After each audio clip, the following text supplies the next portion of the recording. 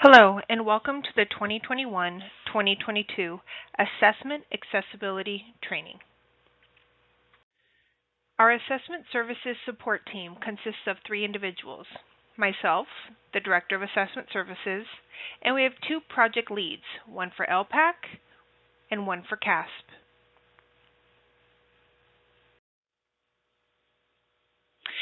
Our purpose for today's session: participants will be equipped with the information and tools necessary to understand the significance of assessment accessibility, know the available accessibility resources for the 2021-2022 school year for both CAASPP and ELPAC, learn how to log into the Test Operations Management System, also known as TOMS, implement a process for assigning, collecting, and entering designated supports and accommodations, as well as leave with next steps to ensure the success of all students.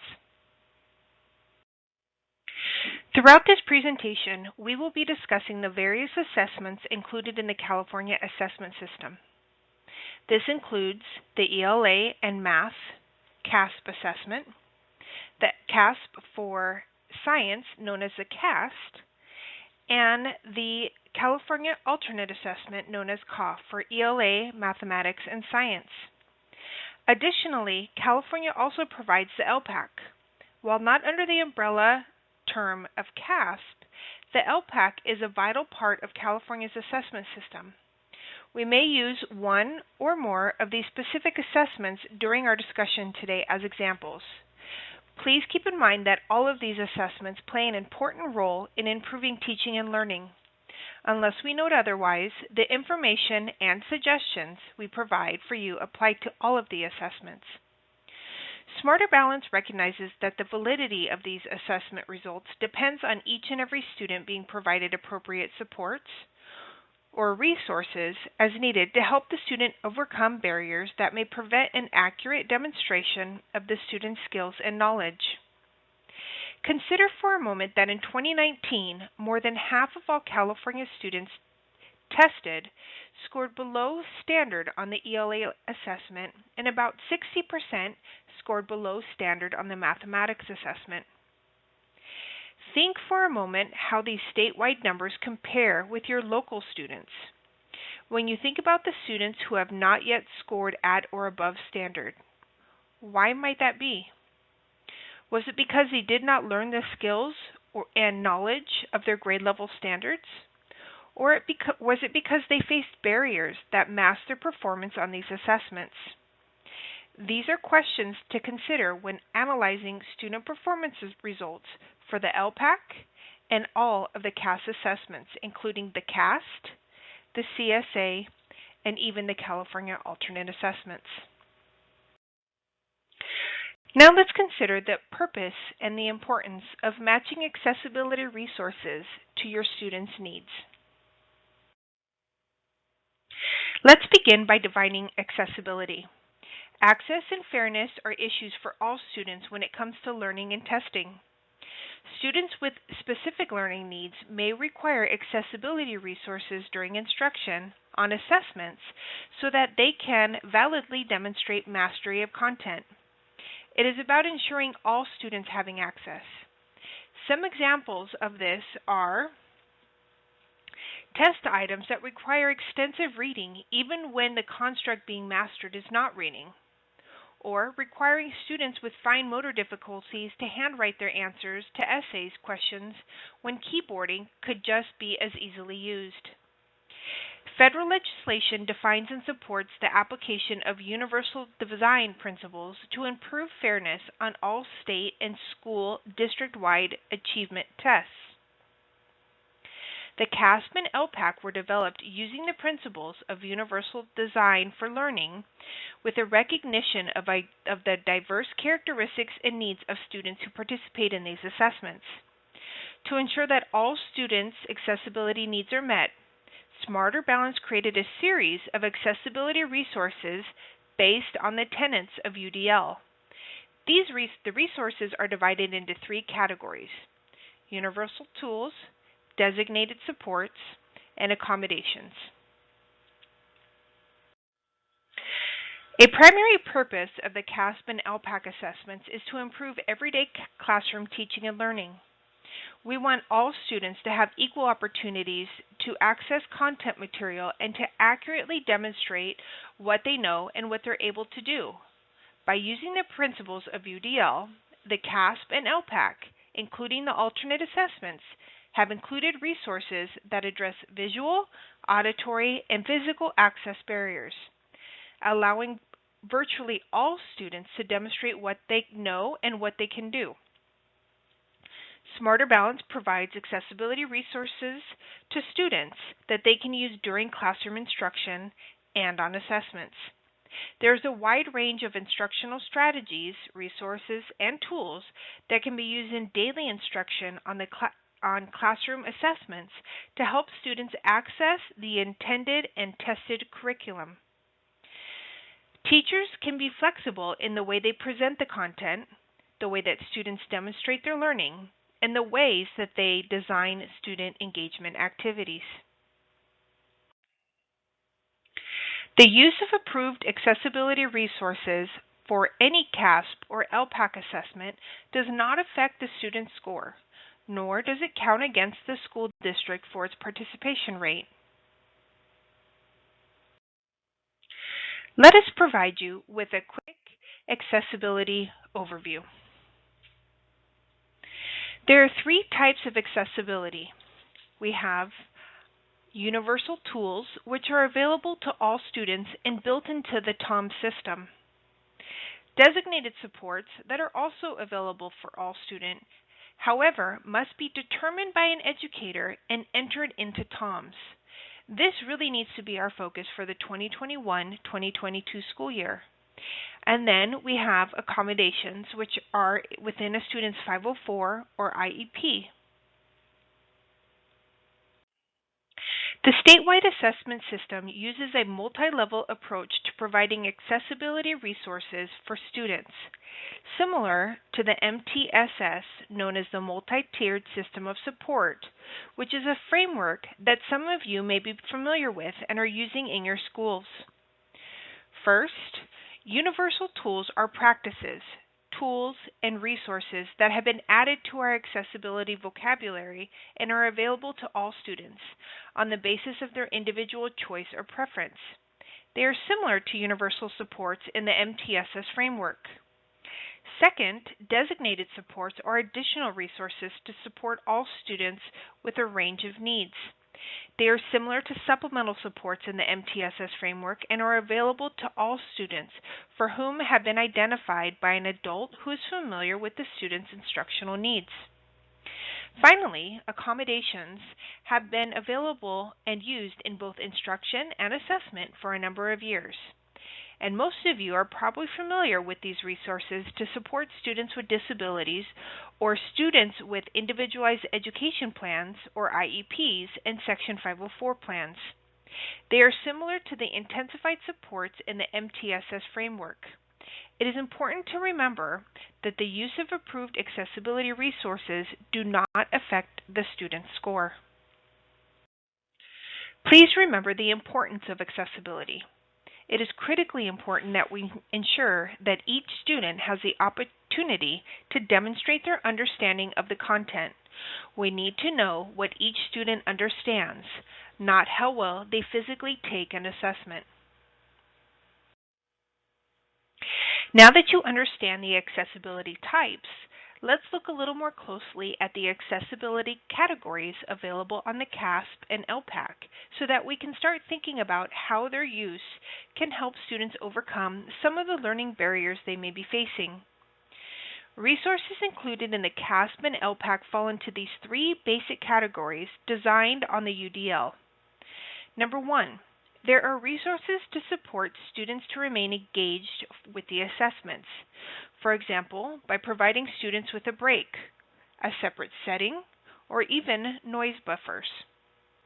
There are also resources that support students by allowing them to respond through various actions and expressions, such as through an adaptive keyboard or by using a scribe. And finally, there are resources that support students by varying the way the assessment is presented. For example, all or parts of the assessment may be translated for an English learner, or the assessment might be read aloud to struggling readers through text-to-speech. While not all student accessibility resources will transfer exactly as might be provided in the classroom, the CAASPP and ELPAC are understood to be the most forward-thinking in items of accessibility resources provided to ensure student access. It is important to note that only resources that do not change the construct of the assessment item are available for the use on CAASPP and ELPAC. A major difference between how accessibility resources may be used in the classroom versus on the CAASPP assessment and interim assessments, as well as the initial and summative ELPAC assessments. Most important for our discussion today, these resources are available to a broad range of students on the basis of identified student needs. Thinking about the nature of student needs can help determine which type of resources might best support them. In regards to accessibility resources, there are a few general guidelines for use. It is important that the student is familiar with the accessibility resources and generally use them during the school year. Accessibility resources are the same or similar to those used for instruction and classroom assessment. Please ensure that the student has multiple opportunities to practice in the test environment. Consider what this looks like in your school environment with the one-to-one devices. Consistent use leads to familiar practice. Please remember that there are 3 categories to determine appropriate support for your students. Looking under the UDL design, we have engagement. So consider, how do students remain engaged with the task? Action and expression. How are students being provided the opportunity to respond through various actions and expressions? And presentation. Do you have students in your school that need the information presented differently? We need to know what each student understands, not how well they physically take an assessment. It's important to always remember that universal tools, designated supports, and accommodations will all yield valid scores, so use them as your team sees fit. Our greatest resource to understanding assessment accessibility supports is what we call Matrix 4. There's a link here in this presentation.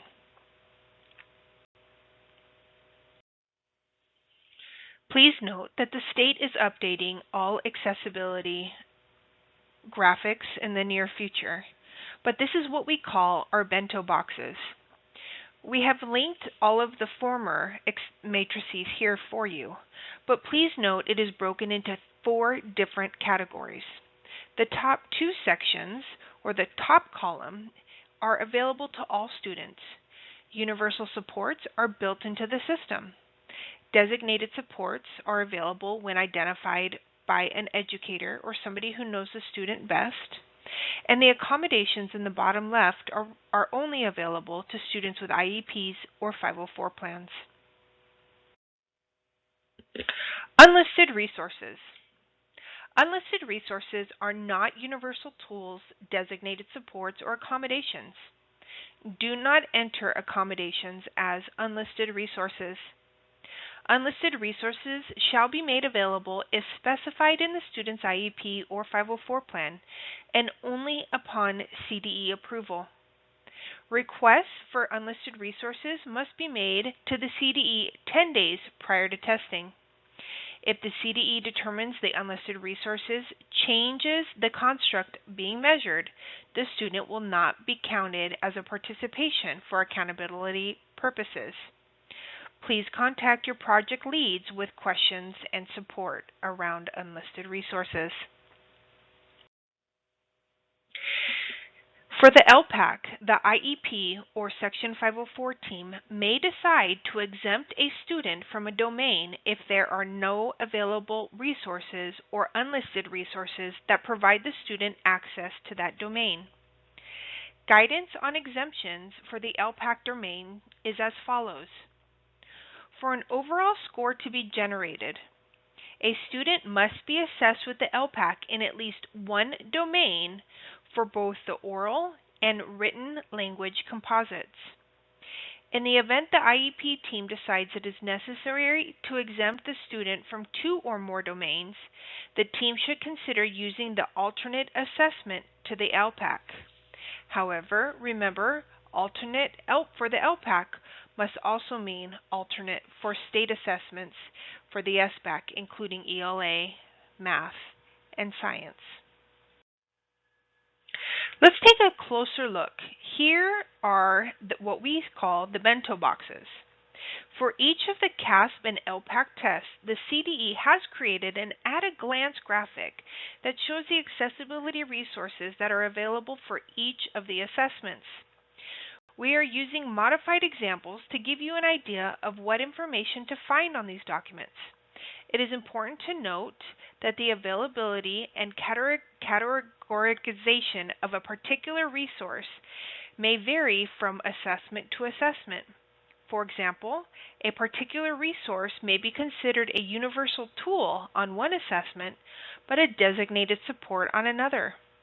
These graphics are helpful tools to keep such distinctions clear. This document categorizes resources available to all students under the Universal Tool and Designated Support headings, and resources for students with IEP or Section 504 as accommodations.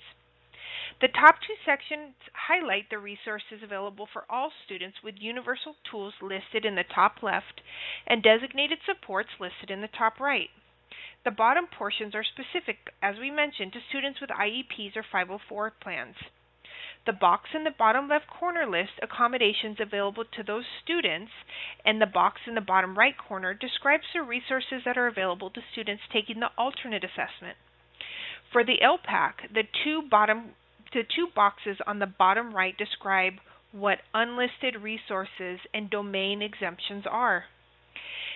The categories of the accessibility resources are the same for all content areas, but specific resources are available may vary somewhat based on the content area.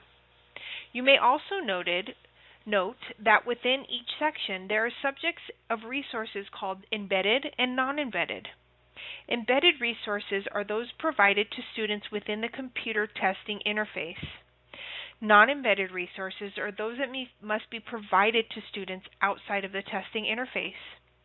Some resources may be things that you have heard about or used in instructional context, but not necessarily within the assessment. For example, you may use masking in your classroom with a piece of cardstock, but what does that look like for an online assessment in regards to testing administration? Now let's go to understand some of the available accessibility resources. When reviewing a matrix, please make sure that you are looking to see what exact assessment this matrix applies to, as well as the date in the bottom right-hand corner. As we mentioned, the matrices for 2021-2022 are still going to be presented in the near future. The highlighted yellow section is available to all students. The section on the bottom are accommodation, and these are only available for students with 504s or IEPs. Universal tools are available to all students based on student performance and selection. Some of these universal tools examples include breaks, a digital notepad, expandable items and passages, highlighter, line reader, mark for review, scratch paper, strike through, writing tools, or even Zoom.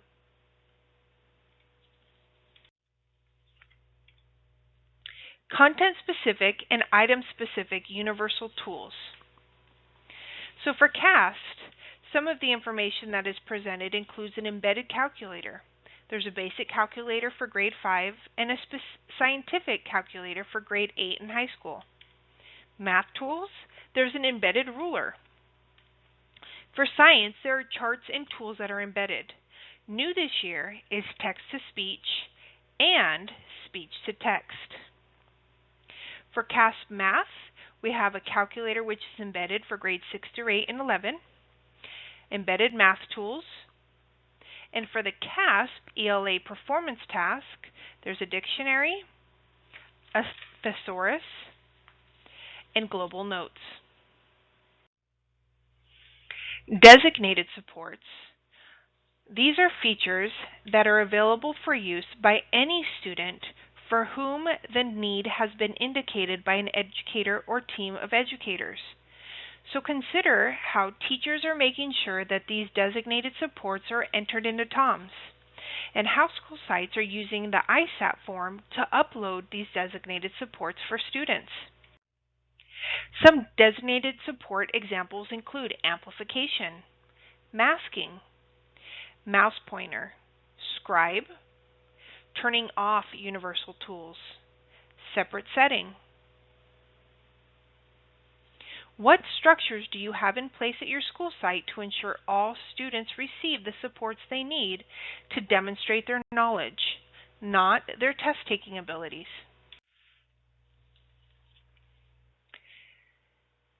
Designated Interface Assistant, known as a DIA, helps the student interact with or type their handwritten responses. This is one-on-one only. We also have pause and replay. This was helpful when we were giving the ELPAC and needing to be considerate of technology issues. And print on demand. These are stimuli cards that can be printed. However, we must help you communicate with Caltech. Accommodations. There are changes in procedures or materials that increase equitable access during testing. These are for students that have an IEP or 504 plan. So consider Braille, closed captioning, print on demand, alternate response options, or even text-to-speech. You can also consider large print as an accommodation and word prediction for CAASPP. As mentioned earlier, there is a new feature for the California Assessment in Science. There's text-to-speech, which will be designated as TTS, and it is now an embedded designated support. It will read the item only, and it will read constructed response items as well. There's also the speech-to-text, which is an embedded accommodation.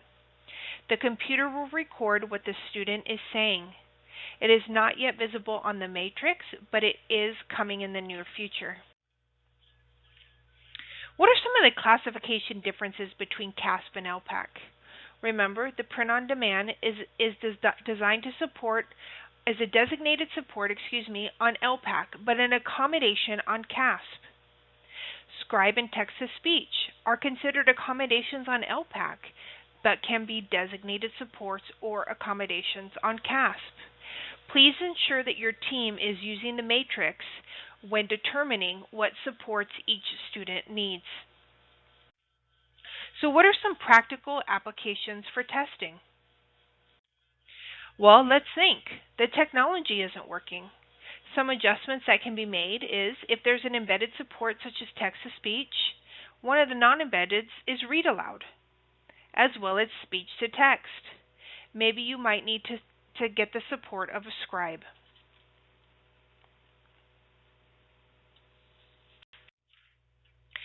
Permissive mode is a test setting in TOMS, which is an embedded designated support that must be enabled for students who require access to approved accessibility software in order to interact with the test. This includes print on demand, speech-to-text, and word prediction. In the event that you need a scribe at your school site, please consider the following: that it is an employee of San Diego Unified School District. They have completed a security affidavit.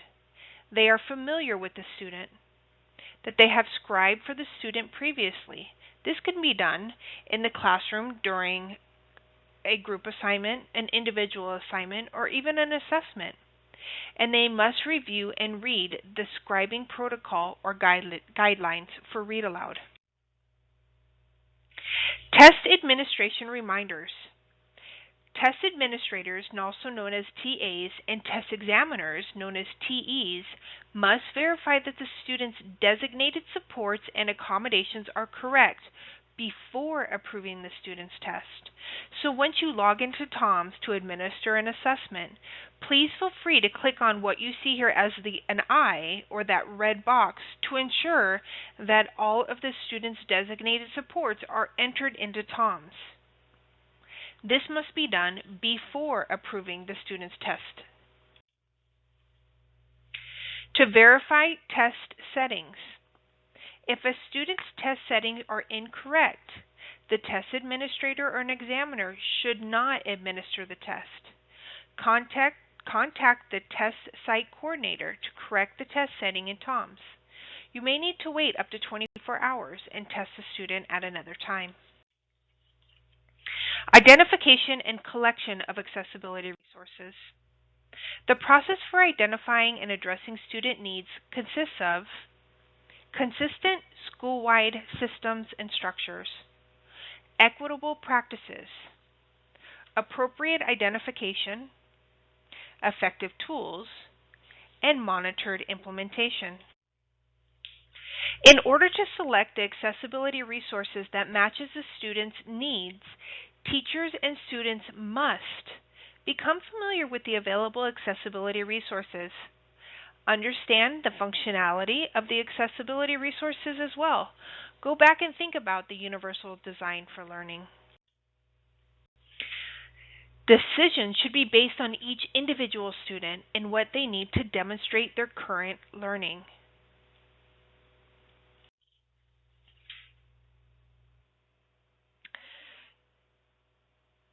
Many struggling students face barriers to learning. These barriers can also be understood as headwinds that students have to work to overcome. Some examples of barriers of learning include not yet having mastered academic English, the language of the school, or struggling to decode printed text. Successful students, on the other hand, experience tailwinds. That is, they benefit from supports at home and in school that help them to succeed. Some tailwinds might be frequent exposure to academic English in the home, or participation in a reading intervention program at school, where the student learns reading strategies to help overcome decoding difficulties. The question I'd like for you to consider today is, how might we create tailwinds for those students who experience the most barriers to learning? Our assessment accessibility tool. First, we must identify each of our students' needs. We need to match these needs to appropriate supports. Use supports at the classroom level on a regular basis. Use practice tests and interim assessments. Evaluate the effectiveness of supports. Finalize your support selections. Enter these supports into TOMS at least 24 to 48 hours before a student is to take any state assessment. And access the summative assessments. School sites need to be consistent, equitable, appropriate, effective, and monitor the results of these accessibility resources.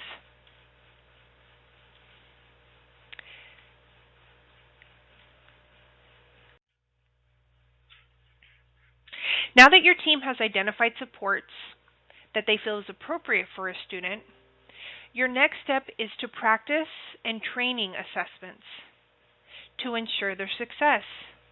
In addition, use these supports regularly during daily instruction. Modify as necessary. If you go to the ELPAC.org or CAASPP.org page, you will see practice and training tests on both of those platforms. Please use those on a regular basis to ensure students have the opportunity to practice the designated supports that you have assigned them. The Test Operations Management System, which is what we call TOMS. TOMS is used to review student data. Assign designated supports and accommodations. Submit unlisted resources. Run eligibility reports. Add additional users to your school site. However, please know that you are not an LEA. Assessment Services within San Diego Unified is considered an LEA. Do not contact Caltech. Please contact Assessment Services in the event that you need additional support. Some additional TOMS reminders that we want to make sure that you are aware of. Only those with site coordinators roles are authorized to enter designated supports, accommodations, and unlisted resources into TOMS. Accommodations and unlisted resources only can be assigned to students showing a primary disability and or 504 status indicating yes on the demographic screen in TOMS. So once you log into TOMS and you enter a student's name, when you click on the tab of test setting, if they don't have special education for testing in the top right hand side, then you will not be able to add any accommodations. If there is an error, please contact Assessment Services. Entering designated supports and accommodations in TOMS. Designated supports and accommodations must be entered at least 48 hours prior to testing. If you log a student into TOMS to take an assessment and the designated support or accommodations are not showing, immediately log your student off and wait an additional 24 hours. There are two ways to enter designated supports and accommodations. As a former principal, I used to do it one by one through the student profile. However, you're also welcome to use the batch upload through the template or CAASPP tool. If you're going to enter information in for students one by one, you're going to log in, you're going to click on the Students tab, you're going to search for your student, you're going to go to Test Settings, you're going to enter the appropriate test settings, you're going to click on Update. This should be used for specialized supports.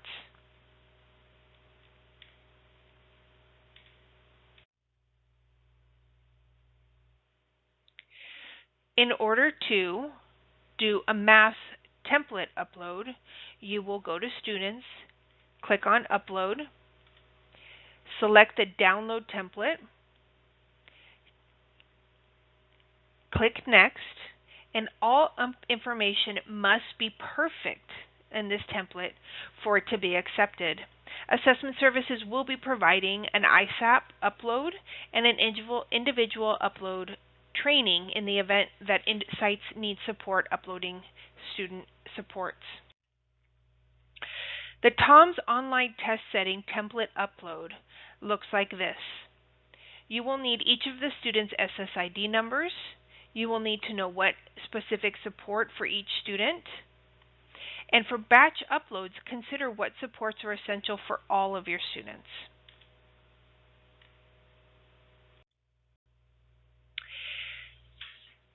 The Individual Student Assessment Accessibility Profile, known as the CAASPP tool, is a macros-enabled Excel workbook that assists in assigning, collecting, and uploading test settings for a batch of students. So consider a class, a grade level. The CAASPP form is a document that assists in assigning, collecting, and entering test settings for one student at a time. This is also a great way to track and to ensure that the supports are being uploaded appropriately.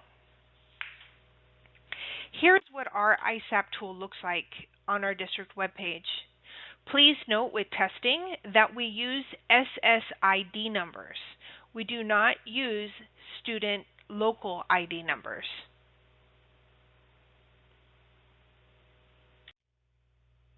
Some unlisted resources in TOMS. Online requests must be submitted under the Unlisted Resources tab in TOMS at least 10 days prior to testing. Approval will be granted by the CDE, and however, it does require an IEP or 504 plan for your student. School-level student test setting reports. On the right-hand side, once you've logged into TOMS, you can click on the section that says Reports. The report after the designated supports and accommodations have been entered. The CAASPP School Level Student Test Setting Report will give you some of that information. Now let's put all of this information together.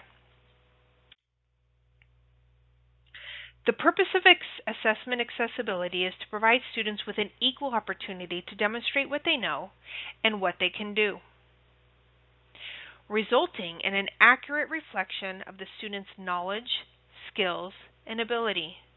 In order to do that, you as a classroom teacher and as a school must know your student learning characteristics. Go back to the UDL.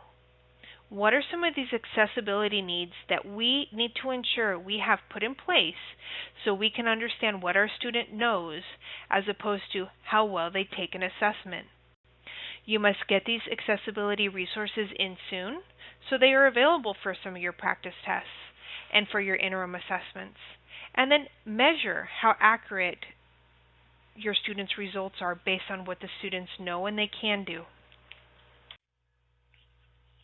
There's an accessibility guide and guidelines available if you would like to look those up. There's an ELPAC guide linked here to this screen. We've also provided an accessibility resources demonstration video. This video of an embedded accessibility resources such as masking for the California assessments. There are many more demonstration videos that educators, parents, and students can view in both English and in Spanish.